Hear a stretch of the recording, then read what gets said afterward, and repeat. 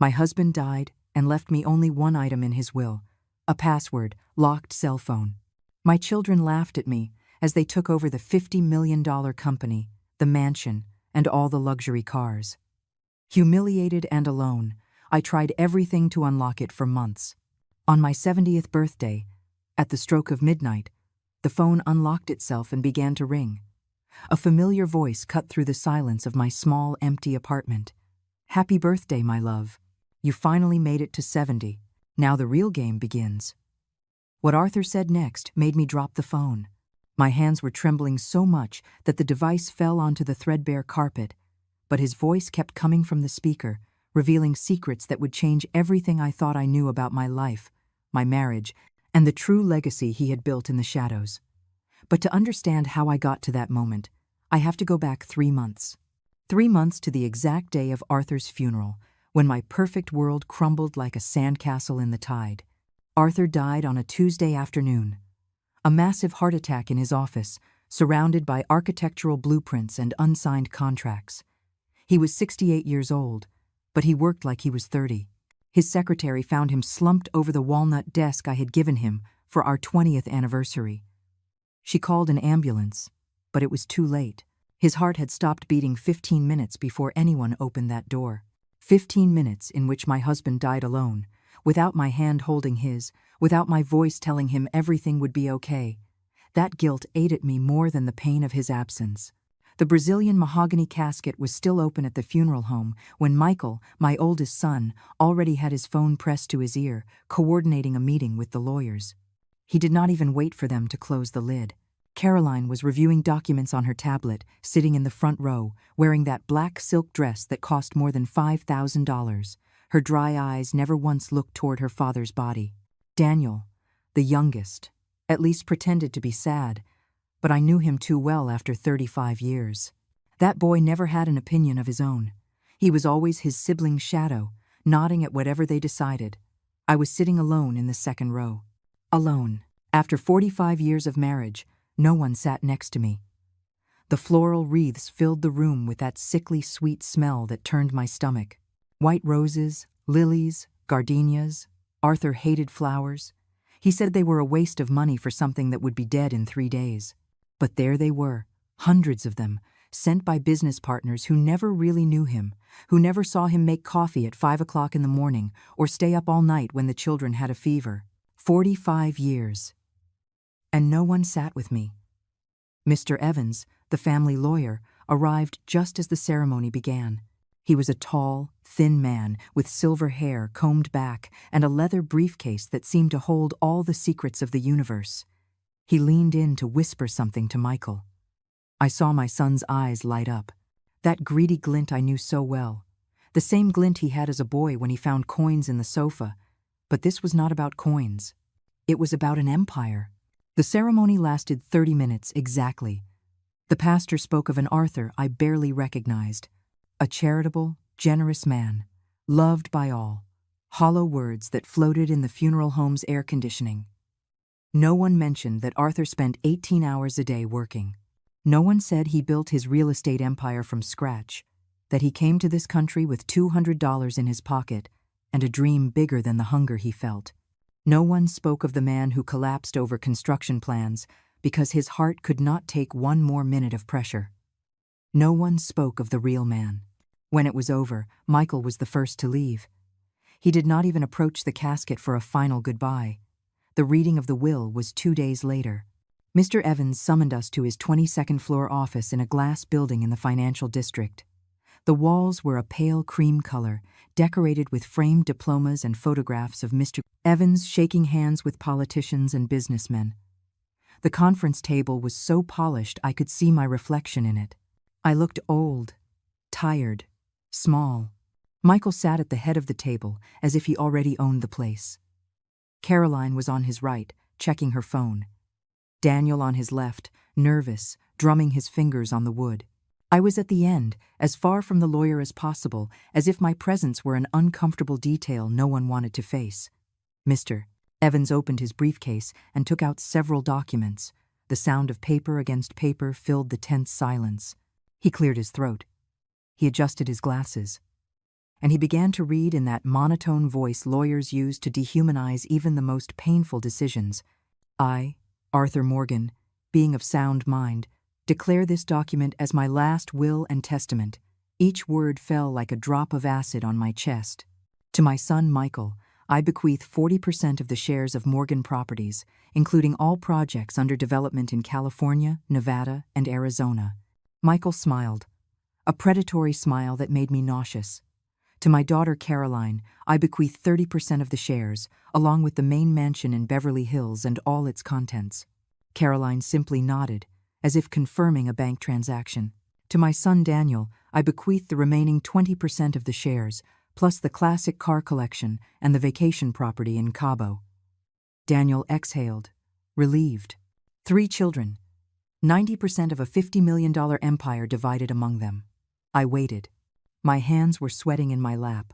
The silence stretched like sticky gum. Mr. Evans turned the page. He avoided my gaze. To my wife, Eleanor. The world stopped. I could hear my own heart pounding against my ribs. I bequeath my personal cell phone, kept in the safe in my private office, with specific instructions that it not be tampered with or forced open under any circumstances. Silence. Then laughter. Michael was the first, a dry, cruel laugh that bounced off the glass walls. Caroline covered her mouth, but her shoulders were shaking. Even Daniel, my baby, the one I used to rock when he had nightmares, let out an uncomfortable chuckle. A phone. Michael wiped imaginary tears from his eyes. Dad had a sense of humor to the very end. He worked himself into a heart attack, and the only thing he leaves Mom is an old cell phone. This has to be some kind of mistake. Caroline looked at Mr. Evans, incredulous. Mom gets just a phone while we get the entire empire. Mr. Evans maintained that neutral expression lawyer's perfect with years of practice. The will is clear and was drafted by Mr. Morgan 3 weeks before his passing. It was verified by 3 independent witnesses. There is no mistake. It's pathetic. Michael leaned back in his chair, arms crossed over his puffed-up, arrogant chest. 45 years of marriage, and he leaves you a phone that probably does not even work. Something inside me broke in that moment. It was not a loud, dramatic break. It was silent, like when a fine crack appears in old porcelain and you know it will never be the same. That's everything. My voice sounded strange, distant, as if it were coming from someone else. Mr. Evans nodded. There is one additional clause. Mrs. Morgan is permitted to remain in the mansion for 30 days. After that, she must vacate the property. 30 days. 45 years, reduced to 30 days. Caroline was already calculating. We can speed that up. Mom does not need that much space anyway. We can find her a small apartment somewhere reasonable. Reasonable. The word made me laugh. A bitter laugh that surprised even me. Reasonable like giving up my career to raise you? Reasonable like the nights I spent awake when you had the flu? Reasonable like the birthdays, the graduations, every sacrifice I made while your father built his empire? Do not be dramatic, Mom. Michael was putting papers in his briefcase. Dad made his decision. He obviously had his reasons. Maybe you should ask yourself what you did to deserve just a phone. Those words pierced me like a rusty knife. Mr. Evans handed me a small key for the safe in Mr. Morgan's private office. The phone is in there. I took it. It weighed almost nothing, but in that moment, it felt like I was carrying the weight of my entire failed life. My children left that office arguing about numbers, percentages, expansion plans. Not one of them looked back at me. I stayed seated, staring at that tiny key in my wrinkled palm, wondering how an entire life could fit into such a small object. I went to get the phone that same afternoon. Arthur's office was exactly as he had left it the day he died. The blueprints still spread across the walnut desk, a half-finished cup of coffee next to the computer mouse, the scent of leather and pipe tobacco clinging to the burgundy curtains. Everything was frozen in time, as if he were about to walk in at any moment, adjusting his tie and asking me what I was doing there, interrupting his work. The safe was built into the wall behind a huge painting, an abstract piece in orange and gray tones that I always hated but that Arthur insisted was a valuable investment. I moved the heavy frame aside. My hands trembled as I inserted the key into the lock. The mechanism made a soft, delicate click, completely disproportionate to the weight of what I was about to discover. Inside was a single object, a cell phone, an old model, the kind no one uses anymore, with a small screen and physical buttons. It was turned off. I took it out carefully, as if it were a fragile relic or a bomb about to explode. The plastic was cold against my skin. It was heavier than I expected. I found the power button and pressed it. The screen flickered. The brand logo appeared. Then, a background image, a photograph of us from our wedding day. Me at 25 years old, in an ivory dress, flowers in my hair, smiling as if the whole world belonged to me. Arthur beside me, so young, so full of dreams, we did not yet know if would come true. We looked happy, so stupidly happy. Then the lock screen appeared. Enter password. 6 empty circles, waiting for numbers I did not know. I tried the obvious first. Our anniversary date, 030879, error. The screen shook, rejecting my attempt. I tried his birthday, 150456. Error again. Michael's birthday. Error. Caroline's. Error. Daniel's. Error after error after error. After 10 failed attempts, a warning appeared in red letters. Too many incorrect attempts. Try again in 30 minutes. I sank into Arthur's leather chair, that enormous piece of furniture where he spent hours signing contracts and making decisions that moved millions. It still smelled like him. Like that expensive cologne he wore, mixed with the scent of old papers and ambition. I held the phone against my chest and, for the first time since his death, I truly cried. I did not cry at the funeral. I did not cry at the will reading. But there, alone in his office, surrounded by his things, with that stupid phone in my hands, I fell apart. The tears fell, hot and bitter, soaking my cream-colored blouse. I cried for the 45 years. I cried for the woman I had been, the brilliant architect who gave up her career to be a wife and mother. I cried for every family dinner where my children barely looked at me. I cried because my husband died alone in this office, his heart exploding from pressure, and I was not there to hold his hand. And I cried because part of me was furious with him, furious because he left me this humiliation, this cruel riddle. Why not just leave me something normal? Money? A property? A letter explaining why he hated me so much? But not a locked phone. As if even after death, Arthur was still playing his games of control. I spent the next 30 minutes searching his office for clues.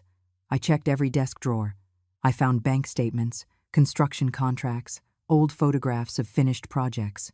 In the bottom right drawer, there was a box of Cuban cigars he never opened and a bottle of 30-year-old whiskey he saved for special celebrations. Nothing that looked like a password. Nothing that explained why this phone was my only inheritance. When the 30 minutes were up, I tried again. The date we met. Error. The street number of our first house. Error. The last 6 digits of his social security number. Error. Too many incorrect attempts. Try again in 60 minutes. The waiting time was doubling each time. It was a security system designed to thwart hacking attempts or to torture desperate widows. I left the office as it got dark. The 30 days I had to vacate the mansion were slipping away fast. Michael had already sent an appraiser to value the furniture. Caroline had hired an interior designer to redecorate her new house. Daniel simply avoided looking at me. That coward. That night, lying in the king-sized bed I had shared with Arthur for 45 years, I tried the phone again. I tried combinations of numbers that had personal meaning. The number of my old architecture firm. Error. The address of the first property Arthur bought. Error. The year Michael was born. Error. Too many incorrect attempts. Try again in 120 minutes. 2 hours. The phone was punishing me for my ignorance. The days dragged on like slow torture. During the day, I watched my children dismantle the life Arthur and I had built. Michael sold 3 of his father's classic cars in the first week. Caroline hired a moving company to catalog and pack everything of value. Daniel settled into the Cabo property and posted pictures on social media, drinking cocktails by the infinity pool. At night, I tried to decipher the phone. I tried numerical sequences, historical dates Arthur used to mention. Lucky numbers. zip codes of places we lived. Nothing worked. The wait time increased exponentially. 4 hours, 8 hours, 16 hours. The phone was becoming inaccessible. In the third week, Michael walked into my bedroom without knocking. I was sitting on the bed, the phone in my hands, dried tears on my cheeks, still messing with that thing. His voice dripped with contempt. "Mom, it's pathetic. It's an old phone. Dad probably left it there forgotten years ago, and the lawyer thought it was important. Your father never forgot anything." My voice was hoarse from so much silent crying. "Whatever." Michael shrugged. "We need to talk about your situation. The 30 days are up in a week. Caroline found an apartment for you. 1 bedroom, bathroom, kitchenette. It's small, but enough for 1 person. 1 bedroom. It's all you need. You're not going to have visitors. Your friends stopped calling years ago because you never had time for them. You were too busy being the perfect wife." The cruelty in his voice was like venom. "The apartment costs $900 a month. We'll pay the first 6 months. After that, you'll have to figure it out." "Figure it out?" I'm 66 years old. I have not worked in 45 years. How am I supposed to figure it out? "Not my problem, Mom. Dad made his decisions. Maybe you should have been a better wife." Michael left the room, leaving those words stuck in my chest like rusted daggers. That night, I tried the phone again. My fingers trembled over the numbers. There were almost no logical combinations left to try. I entered my birthday. I was 66, turning 67 in 3 months. Incorrect password. Too many attempts. Device will be locked for 30 days. 30 days. The same amount of time I had to leave my home. The phone shut down completely. The screen went black, dead, unresponsive to any button. I shook it. Desperate. I tried to turn it on again. Nothing. Arthur had left me an impossible puzzle, and now I could not even keep trying to solve it. The move was humiliating. 2 men in gray uniforms packed my few belongings into cardboard boxes. Clothes. Some books. Photographs that no one else wanted. Everything fit in the back of an old van. 45 years of life reduced to 8 boxes. Caroline personally supervised to make sure I did not take anything of value. She checked every box, every bag, as if I were a thief in my own home. "It's just protocol, Mom. Do not be offended." Do not be offended. As if humiliation were optional. The apartment was exactly as Michael had described it. A room with worn-out beige walls, a window that looked out onto a dirty alleyway, a bathroom so small the toilet and shower barely fit. The kitchenette consisted of a 2-burner electric stove and a refrigerator that made unsettling noises every 20 minutes. The men left the boxes in the middle of the room and left. I sat on the thin mattress that came with the rental. Arthur's phone was in my purse, still off. Still locked. Still mocking me. Outside, the city lived its normal life. Cars passed. People laughed. The world kept spinning while mine had stopped completely. I took out the phone and looked at it. The black screen reflected my face. I looked old. Destroyed. Defeated. "What did you want me to find, Arthur?" I asked the dead device. "Why did you do this to me?" Silence was its only answer. The days in that apartment turned into a routine of survival and obsession. Every morning I woke up on that thin mattress that creaked with every move, staring at the water-stained ceiling, wondering how I had ended up here. The woman I once was, the brilliant architect who designed buildings, who had dreams bigger than the sky, had disappeared so long ago I could not even remember her face. The phone remained on the makeshift nightstand, an overturned wooden crate I found in the building's trash. It was still off. Dead. It had been locked for 2 weeks, and I counted every hour that passed until the 30 days were up, and I could try again. The money Michael promised arrived only once. $600 deposited into my account with a handwritten note. "We reduced the amount. We feel you spend too much. $600 for rent, food, utilities, medicine. My blood pressure required pills that cost $80 a month. I decided to skip doses to make them last longer. I ate once a day. Cheap bread from the discount supermarket. Sometimes a piece of cheese when it was on sale. Hunger became my constant companion. That dull ache in my stomach that you eventually get used to ignoring. I lost weight. My clothes hung loosely on my bones. When I looked in the bathroom mirror, I saw a stranger. A ghost of a woman who used to be me. My children did not call. Not once. I tried to reach Michael in the third week. I dialed his number from the payphone on the corner because I could no longer afford a cell phone. His secretary answered with that professional, cold voice. "Mr. Morgan is in an important meeting. I'm his mother. It's urgent. He will return your call when he has time." He never returned the call. I tried Caroline. Her phone rang 6 times before going to voicemail. "Hi. You've reached Caroline Morgan. Leave your message after the tone." She did not even bother to include a warm greeting. I left a message. Then another. Then another. Absolute silence.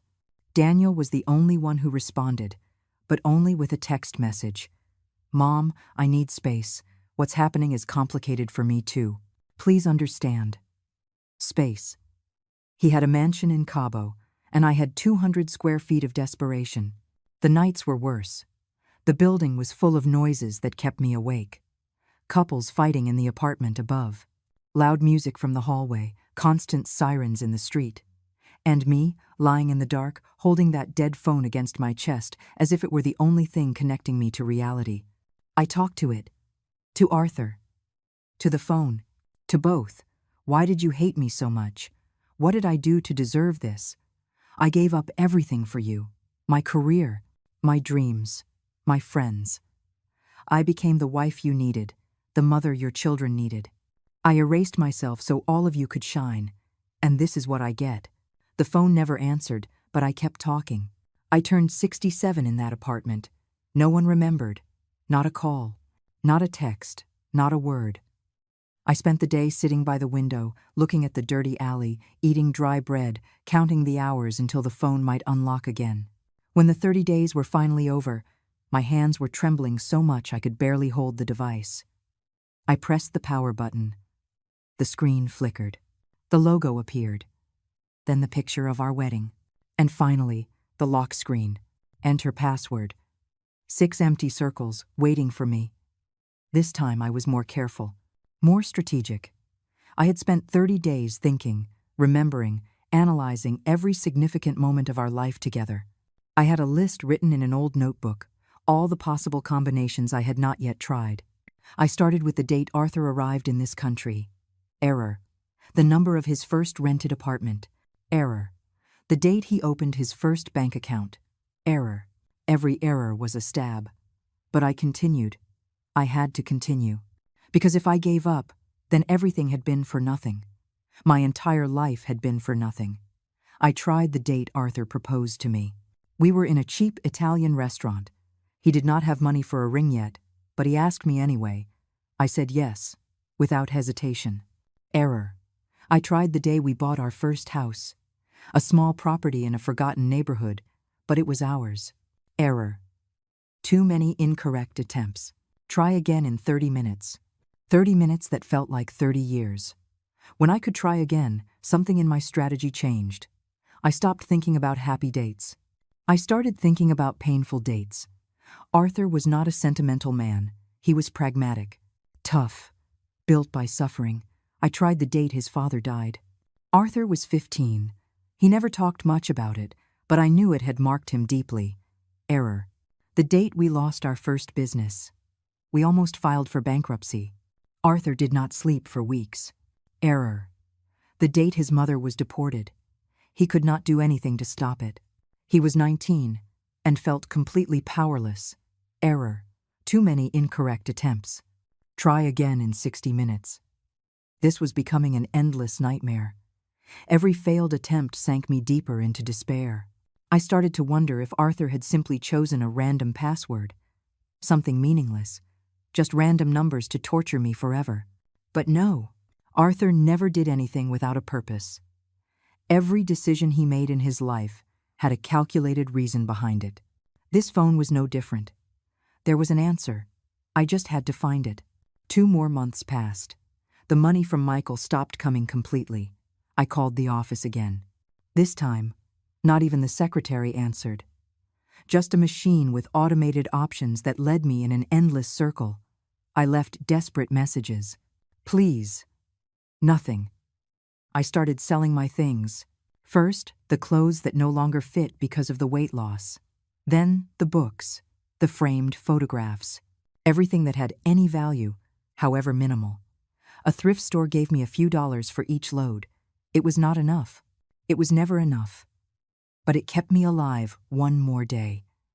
The landlord knocked on my door on the morning of the 3rd month. He was a heavy-set man, with breath like beer and eyes that showed no compassion. "Mrs. Morgan, you owe 2 months' rent. I know. My children promised to pay. But I do not care about your children. I need the money, or you'll have to leave. Please, I just need a little more time. 2 weeks. If you do not pay, I'm kicking you out." He closed the door, leaving the ultimatum hanging in the air like a death sentence. 2 weeks. $1,800 that I did not have and no way to get. That night, sitting on the mattress, my stomach empty and my heart even emptier, I held the phone in my hands. I was not even trying to unlock it anymore. I just stared at it, looking for answers in its dark screen. "Arthur, if there's any part of you still in this world, I need you to give me a sign. Anything. Because I cannot do this anymore. I'm breaking. I'm not strong anymore. I'm nothing." The phone remained silent. But then, something changed. A strange sensation like electricity in the air. I looked at the screen. It was still off. But something was different. I could not explain it. It was as if the object in my hands had come alive for a second. I turned it on again. The familiar routine. Logo. Photograph. Lock screen. This time I did not think. I did not calculate. I just let my fingers move on instinct. Numbers that came from somewhere deep in my memory. A place I did not know existed. 082325. The screen flickered. My heart stopped. The circles filled with green. The phone unlocked. The screen lit up with an almost blinding brightness in the darkness of my miserable apartment. My hands trembled so much I almost dropped the phone. After months of failed attempts, of accumulated frustration, of nights crying in silence, I had finally unlocked the device Arthur left me as my only inheritance. Our anniversary, August 23rd, and my age, when we got married, 25. It was so obvious and so hidden at the same time. Arthur always said I was the most beautiful woman in the world on our wedding day. He held that date as if it were sacred. And I, stupidly, had only tried the date without thinking to add my age from that moment. The home screen appeared. There were no normal apps. No social media, no games. Just 3 icons in the center of the black screen, a folder called For Eleanor, a calendar with one date marked in red, and a voice recorder app. My fingers hovered over the screen, not daring to touch anything. My heart was beating so hard I could feel it in my ears. What had Arthur left in here? Why all this mystery? Why torture me for months before revealing whatever this contained? I touched the folder first. It opened to show a list of numbered files. File 1, File 2, File 3. They went all the way to File 15. Each one was a considerable size, probably documents or photographs. I opened the first file. It was a scanned document, a property deed. I read the first line and my breath stopped. Property registered in the name of Eleanor Morgan. An address in San Diego, a 4-story commercial building in a premium downtown area. Estimated value, $3,200,000. And it was in my name. It had been in my name for the last 8 years. My eyes scanned the document, unable to process what I was seeing.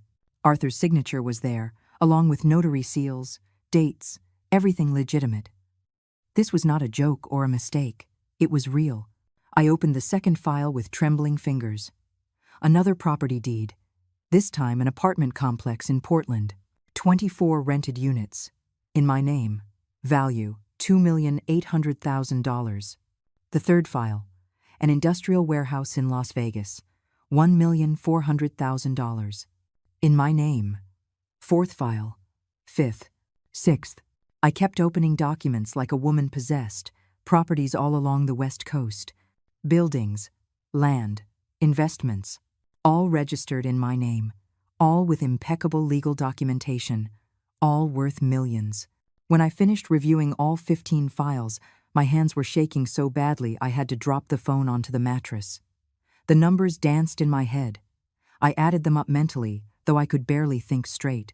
$42 million. $42 million in properties I never knew existed, all legally mine, hidden for years in records I never checked because I trusted Arthur implicitly to handle the finances. The world was spinning around me. The walls of the miserable apartment seemed to be closing in. The air became thick, hard to breathe. This could not be real. It was too much. It was impossible. But there were the documents. Scanned, signed, real. Arthur had left me a secret empire. While my children were fighting over their $50 million, I had $42 million hidden in properties that no one else knew about. And according to the documents, all these properties were generating income. Rents, profits, money that had been flowing into a bank account I also did not know I had. I exited the folder and touched the calendar icon. It opened to show a single marked day, October 18th. My 70th birthday. It was exactly 3 weeks away. There was a note attached. Everything will be revealed on this date. Wait, my love, wait. 3 weeks. Arthur wanted me to wait 3 more weeks before revealing everything. But why? What else was there? He had already left me a fortune. What else could there be? I touched the third icon. The voice recorder. There was a single recording saved. Duration, 43 minutes. Date of recording. 2 weeks before Arthur died. 2 weeks before his heart exploded in that office, surrounded by blueprints and contracts. My finger hovered over the play button. A part of me wanted to press it immediately, to hear his voice again, to understand what the hell was going on, but another part was afraid, a deep primal fear of what that recording might contain. The tears started to fall before I could stop them. They were not tears of sadness. They were tears of confusion, of anger, of relief, of 1,000 contradictory emotions hitting me all at once. Why did you not tell me anything? I spoke to the phone as if Arthur could hear me. Why did you let me suffer? Why did you put me through all this? But I knew Arthur. I knew how he thought, how he planned, how every move he made had 10 calculated steps ahead. This was not pointless cruelty. It was a test, or a lesson, or both. I wiped my tears with the back of my hand. I took a deep breath, and I pressed the play button. Static. Then a clearing of the throat, and then his voice, as clear as if he were sitting next to me. Hello, Eleanor. If you are listening to this, it means I managed to keep this plan secret until the end. It means I died without telling you anything. And it means you have been through the hell I designed specifically for you. His tone was calm, serene, like when he explained business contracts or financial decisions. I know you are furious with me right now. You have every right to be. I left you a locked phone while our children got everything visible. I made you look like the fool, the forgotten one, the one who was worthless. And worse, I let them humiliate you. I let them kick you out of your own home. I let you go hungry and cold in some horrible place. A pause. I could hear his heavy breathing on the recording. I'm sorry, my love. I'm sorry for every second of pain I caused you. But I needed it to happen exactly like this. I needed our children to show who they truly are when they think they have won everything. I needed the world to see them without their masks. And more importantly, I needed you to see yourself without me. My hand covered my mouth. The tears were falling silently. For 45 years, you were my wife, my partner, the mother of my children. But somewhere along the way, you forgot who you were before you were all of that. You forgot the brilliant architect, the woman with her own dreams. You became my shadow, and I allowed it because it was easier for me, more convenient. His voice broke, slightly. This phone is not just an inheritance, Eleanor. It is your liberation. The documents you found are real. The money is yours. It always was. I built that parallel empire using your name, because I knew that one day you would need to be independent. I knew our children would become greedy monsters. I watched them grow up and refused to see it clearly. That was my greatest failure as a father. The recording continued. Every word was a hammer striking my heart. In 3 weeks, you will turn 70. On that day, this phone will unlock the rest of the plan. But for now, I want you to know something. You are not alone. You never were. And what comes next will change everything. Static. End of recording. I sat in the darkness, the phone still in my hands, processing what I had just heard. I did not sleep that night. I could not. I stayed sitting on that thin mattress, holding the phone as if it were a sacred object, replaying Arthur's recording over and over until I had memorized every word, every pause, every breath. His voice filled the empty apartment, making it feel less lonely, less miserable. But it also filled my head with 1,000 questions that still had no answers. What else had he planned? What would happen on my 70th birthday? Why wait so long? He had already given me the properties. He had already given me a fortune I did not even know existed. What else could there be? When the sun began to filter through the dirty window, illuminating the cracks in the walls, I made a decision. I would not tell my children anything. Not yet. Arthur had designed this as a test, as a calculated revelation. If he had waited until my birthday to reveal everything, then I would wait too. I wanted to see just how far their greed would go, how far they were willing to sink me before the truth came out. The next few days were strange. I was still the same poor woman living in that awful apartment, eating cheap bread, counting pennies. But now, there was a secret burning inside me, a knowledge that changed everything. I walked the streets feeling as if I had an invisible superpower. People looked at me and just saw a forgotten old woman. They did not know I owned buildings, properties, a hidden empire. The landlord knocked on my door again. His knocks were aggressive, impatient. "Mrs. Morgan, time's up. Either you pay now, or I'm kicking you out today." I opened the door just a crack. He smelled of alcohol and stale sweat. "I need 2 more days. Please. I already gave you 2 weeks. No more extensions. 2 days. I'm begging you." Something in my voice, maybe the genuine desperation, made him hesitate. He snorted in frustration. 2 days, not 1 more. And you better have the full amount, or I'm calling the police to drag you out. He left, cursing under his breath. I closed the door and leaned against it. 2 days. My birthday was in 19 days. Still too long, but I had documents proving I owned $42 million in properties. Technically, I could go to a bank, show the papers, access the accounts. But something stopped me. Arthur's voice on that recording. "Wait, my love. Wait." I decided to try one last time with my children. Maybe, just maybe, there was some humanity left in them. I took the bus to Michael's office. The ride took an hour and a half, crossing the city from my forgotten neighborhood to the glittering financial district where my oldest son played at being an important executive. The building where he worked was all glass and steel. Imposing. Cold. The lobby had marble floors so polished I could see my reflection. I looked small. Insignificant. The receptionist stopped me before I could even get near the elevators. "Do you have an appointment?" "I'm Michael Morgan's mother. I need to see him." She looked me up and down, evaluating my worn clothes, my old shoes, my tired face. Her expression shifted to something between pity and contempt. "Mr. Morgan is in meetings all day. I can leave him a message. Please, just 5 minutes. It's urgent. I'm sorry, ma'am. Without an appointment, I cannot let you go up." Her tone was final, inflexible. I just stood there like a fool, feeling the stares of the people walking by. Executives in expensive suits. Women in heels that clicked like hammers against the marble. All of them busy, all of them important. And me, an old woman in their way. I waited in the lobby for 3 hours, sitting on a bench near the entrance, watching people come and go. The receptionist threw me occasional, annoyed glances, as if my presence were contaminating the elegant atmosphere. Finally, Michael came out of the elevator. He was with 2 other men in gray suits, laughing about something one of them had said. I stood up quickly, almost tripping over my own feet. "Michael." He stopped. The smile vanished from his face, replaced by something close to embarrassment. But it only lasted a second. Then came the irritation. "Mom, what are you doing here? I need to talk to you. It's important." The men with him exchanged uncomfortable looks. Michael gestured to them. "Go on ahead. I'll catch up with you at the restaurant." He waited until they were gone. Then he looked at me with those cold eyes that were once the innocent eyes of my baby. "You have 2 minutes.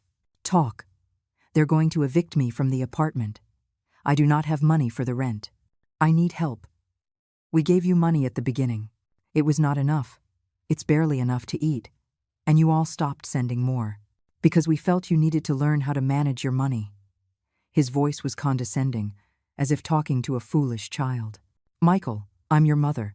How can you leave me on the street? Dad made his decisions. He knew what he was doing. If he left you just a phone, it was for a reason. That phone?" I stopped. I almost said it. I almost revealed everything right there. But something held me back. The way he was looking at me. Like I was a problem he needed to solve quickly so he could get back to his important life. "That phone is all I have left of him." "Exactly.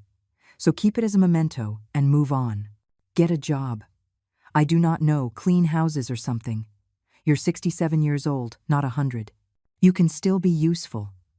Every word was a slap. But the worst part was his expression. Indifferent. Bored. As if this conversation were a waste of time he could be using to make more money. "Is that all I'm worth to you? After everything I did for you all? Oh, Mom. Always so dramatic. You did what mothers are supposed to do. No one asked you to be a martyr." He checked his expensive watch. "I have to go. Good luck with your situation." He turned and walked toward the glass door. He did not look back. Not once. I stood in that lobby like a pillar of salt. The receptionist was watching me with a mix of pity and relief that I was finally leaving. The tears wanted to come, but I swallowed them. Not here. Not in front of all these people. I left the building and walked aimlessly for hours. My feet hurt, but I did not care. The physical pain was easier to handle than the ache in my chest. That enormous void where my children's love used to be. When I got back to the apartment, it was already dark. I found a note taped to my door. It was from the landlord. "Final notice. Pay tomorrow or I will be forced to take legal action." I sat on the floor in the hallway, my back against the door, holding that note. Arthur's phone was in my purse. I took it out and looked at the screen. The calendar still showed that marked date. October 18th. It was still 18 days away. "Arthur, I do not know if I can wait that long," I whispered to the phone. "I do not know if I'm as strong as you thought I was." But then I remembered something from the recording, something I had overlooked in my first listen. Arthur had said, "You are not alone. You never were." What did that mean? I was completely alone. My children had abandoned me. I had no friends because I had neglected them for years to take care of my family. I had no one, unless Arthur had left something else. Someone else.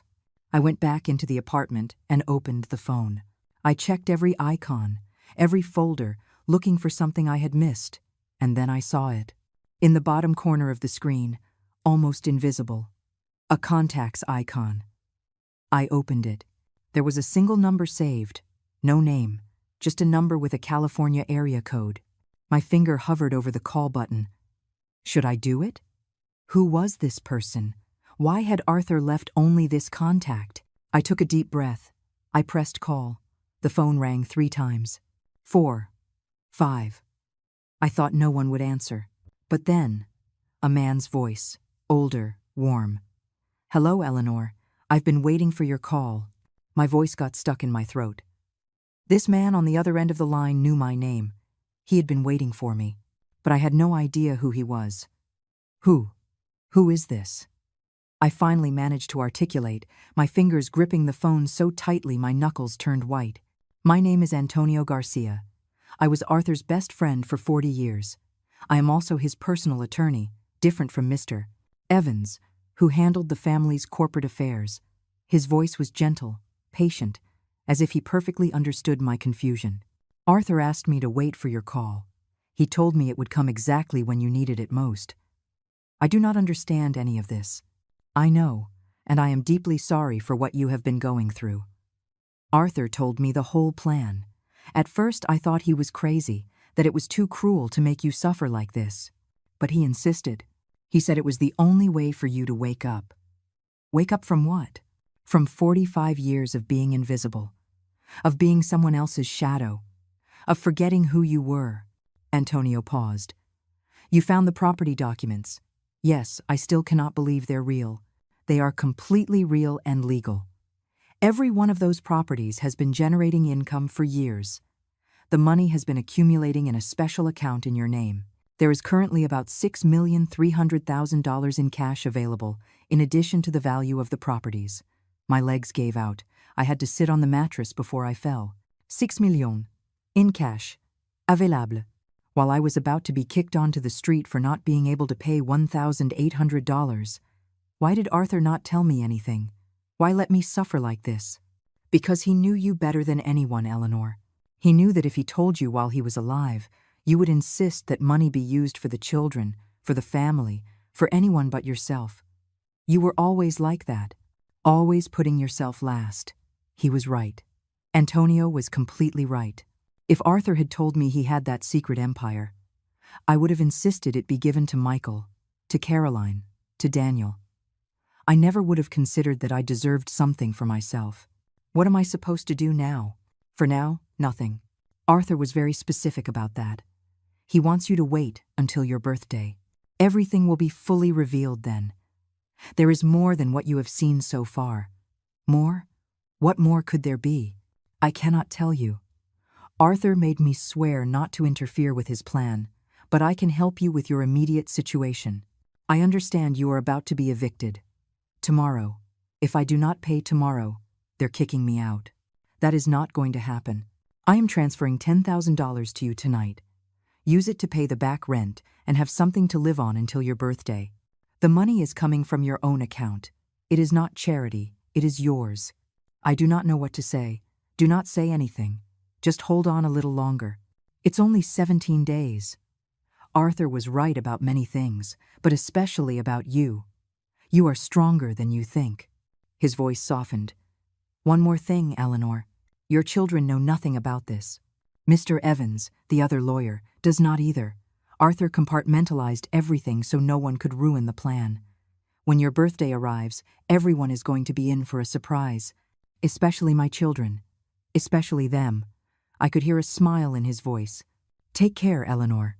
And do not hesitate to call if you need anything. That number will always be available for you. The call ended. I stared at the phone, processing everything. Arthur had planned this with surgical precision. Every detail, every moment of suffering had a purpose. And although part of me was still furious with him for putting me through this, another part was beginning to understand. He had set me free. In his own twisted, complicated way, he had given me the chance to see myself without him, without my children, without anyone else defining me. That night, for the first time in months, I ate a decent meal. I used the last few dollars I had to buy chicken, rice, and vegetables. I cooked on that tiny electric stove, and the aroma filled the apartment, making it feel almost like a home. While I ate, I checked my phone constantly, waiting for the transfer Antonio had promised. It arrived at 11 o'clock at night. A bank notification lit up the screen. Deposit received. $10,000. I stared at those numbers until my eyes filled with tears. They were not tears of sadness. They were tears of relief, of hope, of something I had not felt in so long. I had almost forgotten what it felt like. The next morning, I went straight to the landlord's office. It was on the first floor, a small room that smelled of cigarettes and old files. He was sitting behind a messy desk, surprised to see me. Mrs. Morgan, I'm here to collect or to call. I placed an envelope on his desk. Inside was $2,000 in cash. I had withdrawn it early that morning from an ATM. Here is the back rent plus next month, all in cash. He opened the envelope, counted the money twice, looking at me with a mixture of surprise and suspicion. Where did you get this? That is not your problem. We're settled. Yes, we're settled. He was still looking at me as if I had done something illegal. I walked out of that office with my head held high. For the first time in months, I did not have to humiliate myself. I did not have to beg. I had money. I had power. Even though I still lived in that awful apartment, even though I still wore old clothes, there was something different inside me. a spark that had been extinguished for far too long. The next few days passed in a strange haze. I was still the same Eleanor on the outside, but inside, something fundamental had changed. I walked the streets and saw the world differently. I no longer felt like a victim. I felt like someone biding her time. I tried contacting Caroline again. This time, to my surprise, she answered. Mom. Her voice sounded annoyed, as if I had interrupted something important. Caroline, I just wanted to know how you are. Busy. The mansion needs a complete remodel. The designer says everything is outdated. We're going to spend about $500,000 on renovations. $500,000. The amount would have paralyzed me days ago. Now I just felt a bitter laugh rising in my throat. That sounds expensive. It's an investment. Anyway, why were you calling? I just wanted to hear your voice. It's been months since we talked. Well, we've talked. I have to go. The designer is waiting. With no goodbye, she hung up. I stared at the phone. Not one question about how I was. Not a second of genuine interest. Caroline was so consumed by her new wealth that she had completely forgotten her mother existed. Daniel had not called either. Michael was still ignoring my messages. All three were too busy enjoying their inheritance to remember the woman who gave them life. But I was not angry anymore. I was at peace. Because I knew something they did not. And in 17 days, everything would change. I spent that time preparing myself mentally. I reread the property documents. I listened to Arthur's recording. I spoke with Antonio occasionally, who gave me updates on how the properties were generating more income each month. I also started taking better care of myself. I ate 3 meals a day. I slept better. I even bought new clothes, nothing extravagant, but clean and dignified. The change was subtle, but significant. And every night, before going to sleep, I looked at the calendar on Arthur's phone. 17 days, then 16, 15, 14, counting down to the revelation that would change everything. The days dragged on with painful slowness, but at the same time, they flew by. Every morning I woke up with a mix of anticipation and terror. What would happen when my birthday arrived? What else had Arthur planned?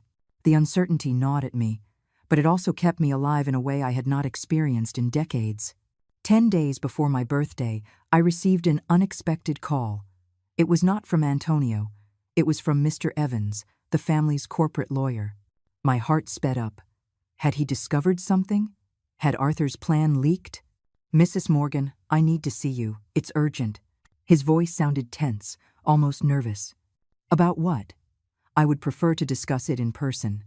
Can you come to my office tomorrow at 2 o'clock in the afternoon? I had no way to refuse without raising suspicion. I'll be there. I barely slept that night. My mind created 1,000 different scenarios. Maybe Michael had discovered the properties. Maybe Mr. Evans had found some irregularity in the will. Maybe Arthur's entire plan was about to fall apart before its conclusion. I arrived at Mr. Evans's office 15 minutes early. I was wearing one of my new dresses, a dark gray color, simple but respectable. The same receptionist who had seen me months ago, broken and desperate, now looked at me differently. She still did not know I had a fortune, but something in my posture, in the way I walked, had changed. Mr. Evans had me come in immediately. His office was the same, cream-colored walls, framed diplomas, that polished table where the will that changed my life had been read. But this time, he was not alone. Michael was there. So were Caroline and Daniel. All three were sitting in the same chairs they had occupied on that terrible day. And they were all looking at me with expressions I could not quite decipher. Worry? Guilt? Fear? Sit down, Mom. Michael pointed to the empty chair at the end of the table. The same place where they had humiliated me months ago. I sat down slowly, keeping my expression neutral. My heart was pounding like a war drum, but I was not going to let them see it. Mr. Evans cleared his throat, adjusted his glasses, and spoke in that professional tone he used to mask discomfort. Mrs. Morgan, I've called you here because a complicated situation has arisen. Over the past few weeks, we have been auditing the finances of Morgan Properties as part of the transition process, and we have discovered certain irregularities. Irregularities. I kept my voice calm. Depths. Michael interjected, his face tense. Massive debts that Dad hid in the corporate structure. Loans with sky-high interest rates. Projects that are losing money. Contracts with penalty clauses that are destroying us. Caroline looked pale, her hands trembling slightly. We are in serious trouble, Mom. The company we thought was worth $50 million actually owes nearly $40 million. We are on the verge of bankruptcy. A heavy silence filled the office. I processed this information with a mixture of shock and growing understanding. Arthur had done this. He had structured his visible empire as a trap, a beautiful, golden trap that was now closing in on my children. Why are you telling me this? I asked finally. Mr. Evans exchanged glances with my children before continuing. Because legally, you are still part of the Morgan family, and there may be certain assets in your name that could help resolve this crisis. There it was, the real reason for this meeting. They were desperate and thought I might have something of value hidden somewhere. I have nothing, I said simply. You were there when the will was read. I received a phone. That's all. That phone. Michael leaned forward. Did you manage to unlock it? My mind worked quickly. I could lie. I could say no.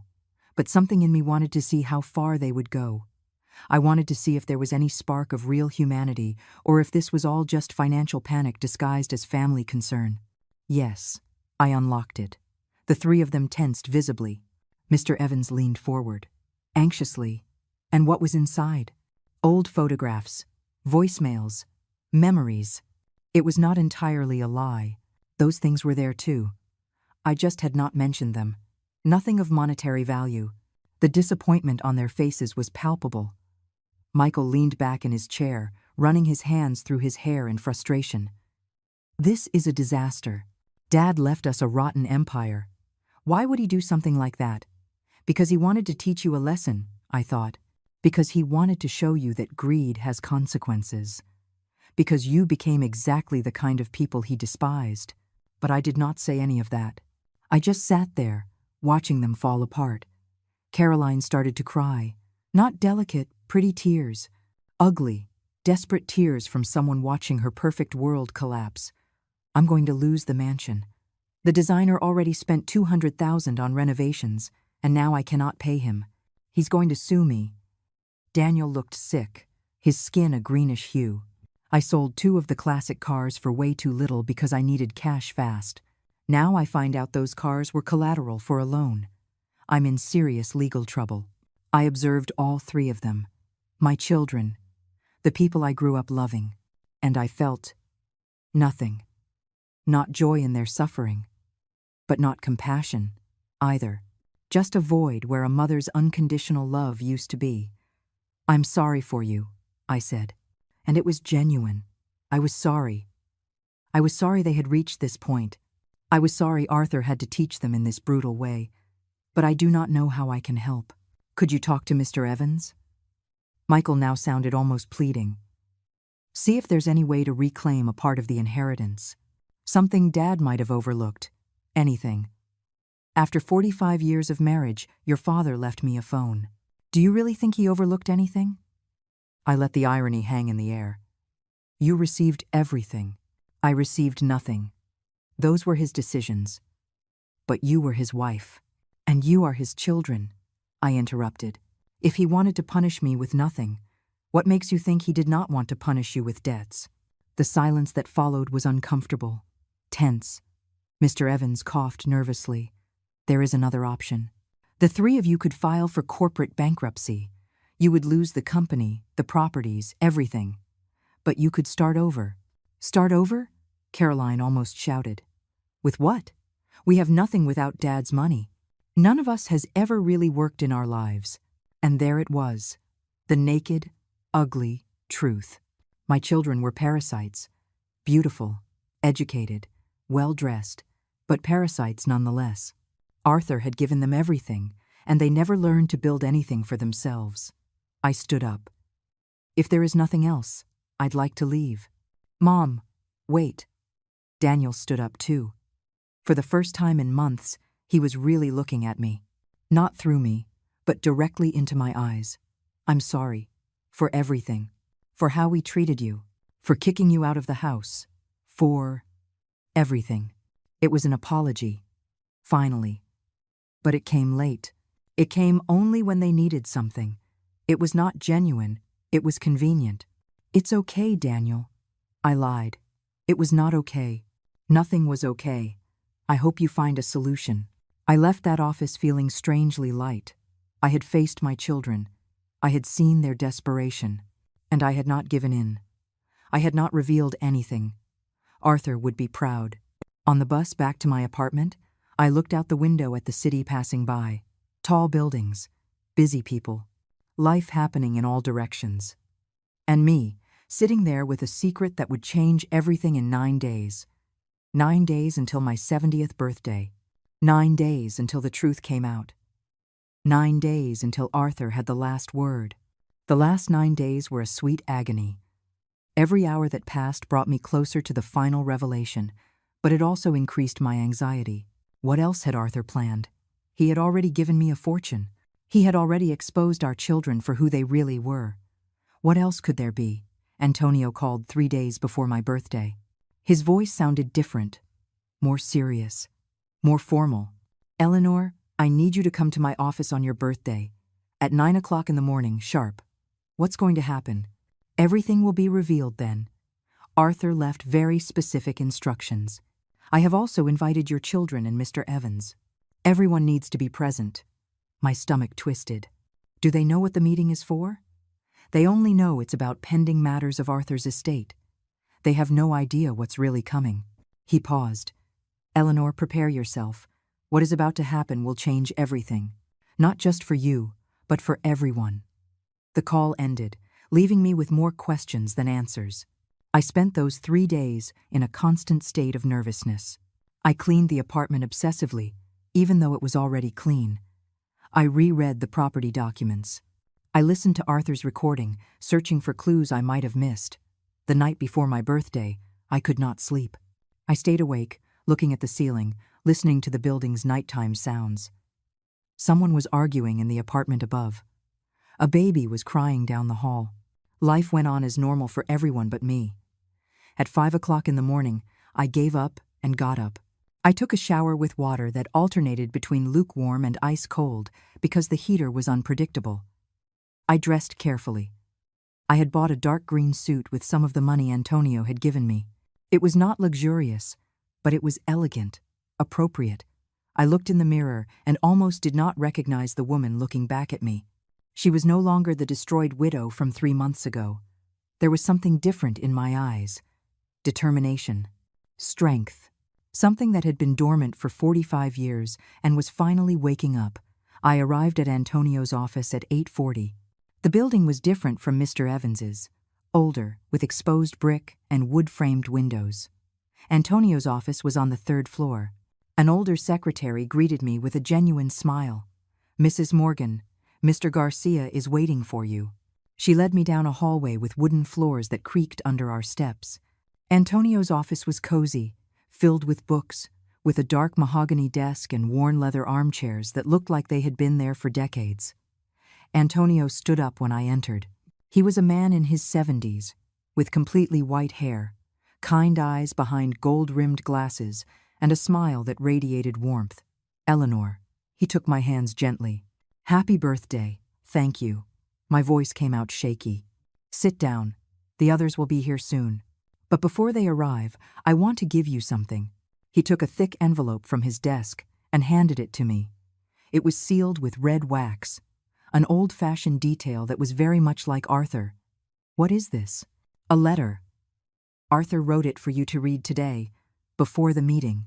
Take your time. He left me alone in the office. My hands trembled as I broke the seal. Inside were several pages, handwritten in Arthur's angular script. I would recognize that handwriting anywhere. My dearest Eleanor, if you are reading this, it means you survived. I knew you would. You are so much stronger than you ever gave yourself credit for. These last few months have been hell for you.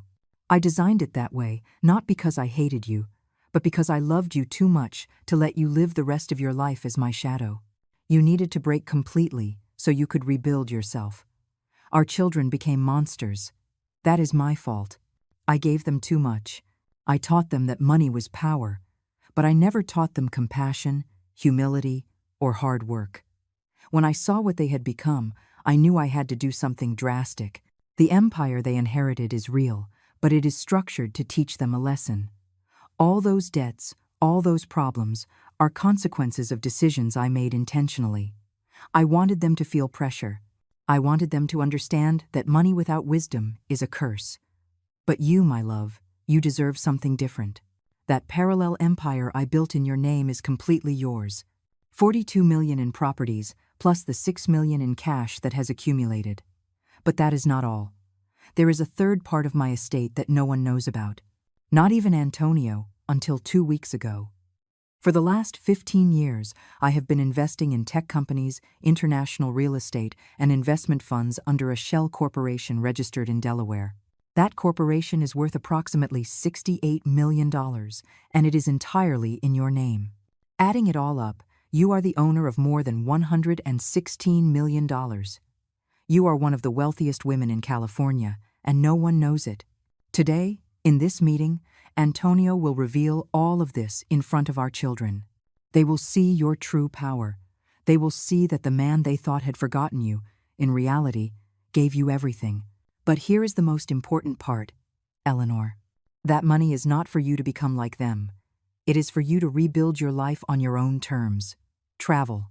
Design buildings again. Pursue the dreams you sacrificed for us. Live. And about our children. That decision is yours. You can help them out of their debts, or you can let them learn the hard way. I will not judge you for whichever decision you make. I am in no position to judge anymore.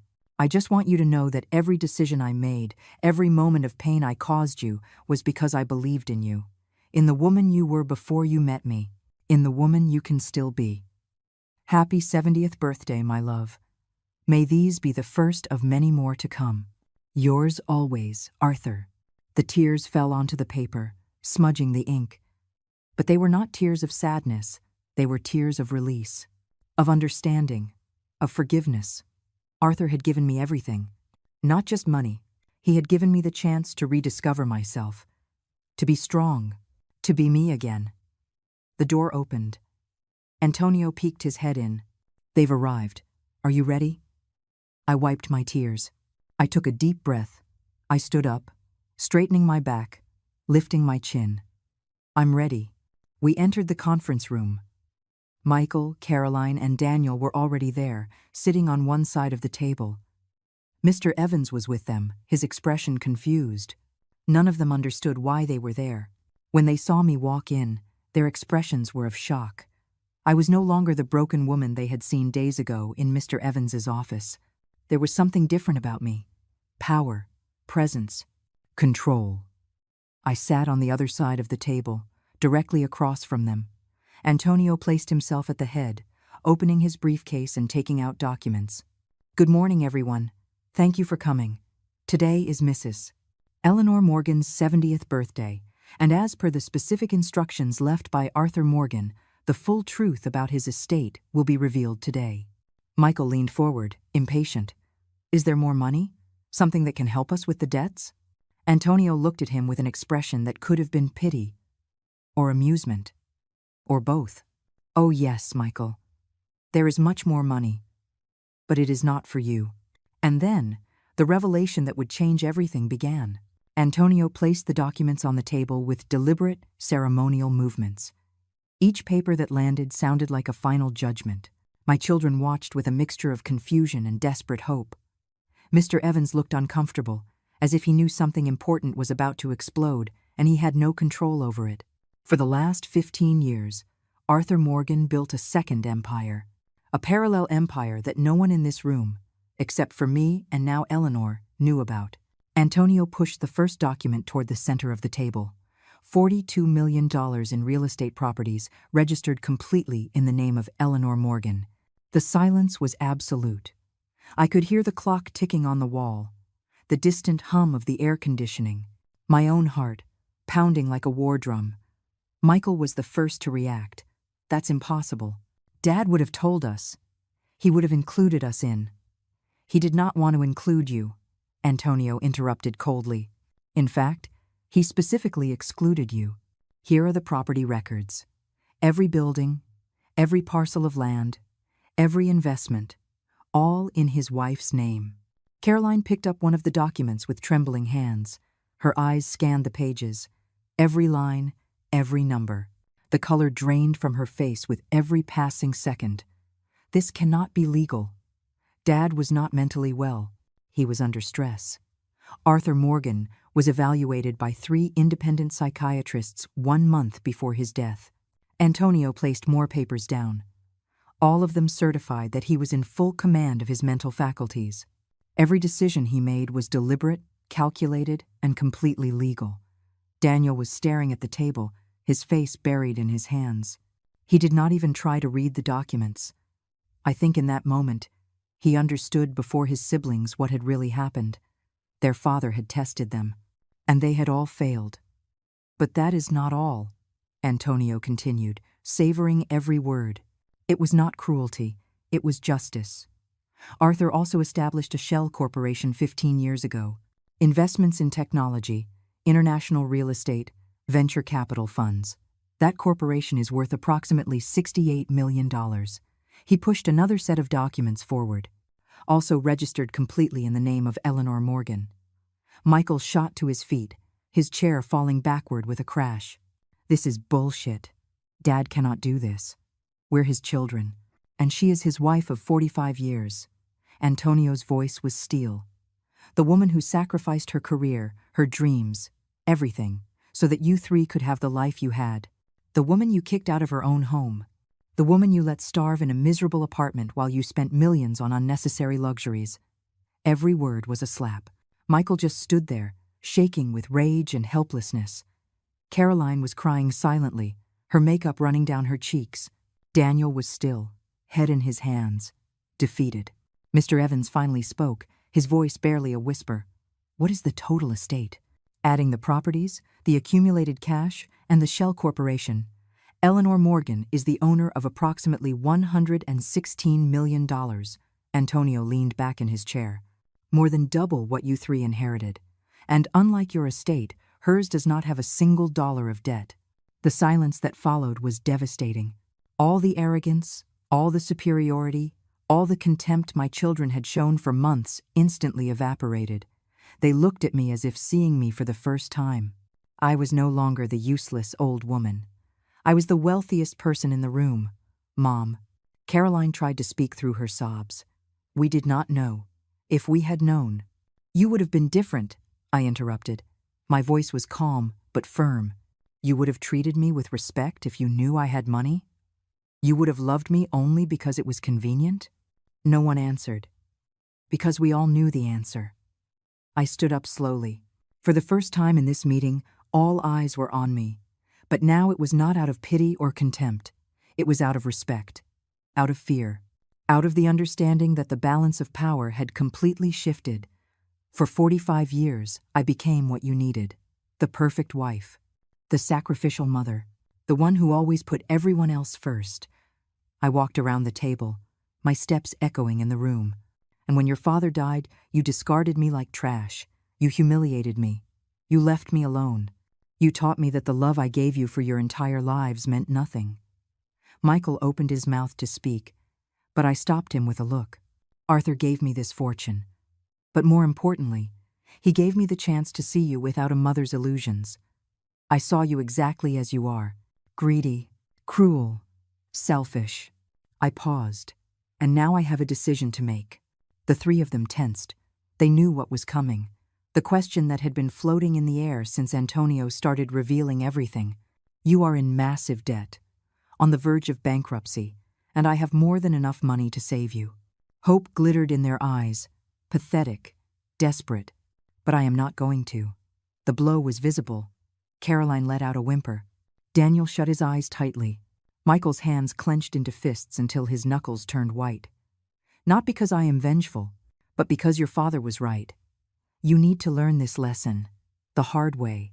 You need to understand that money without values is a curse. You need to build something for yourselves for the first time in your lives. I walked to the door.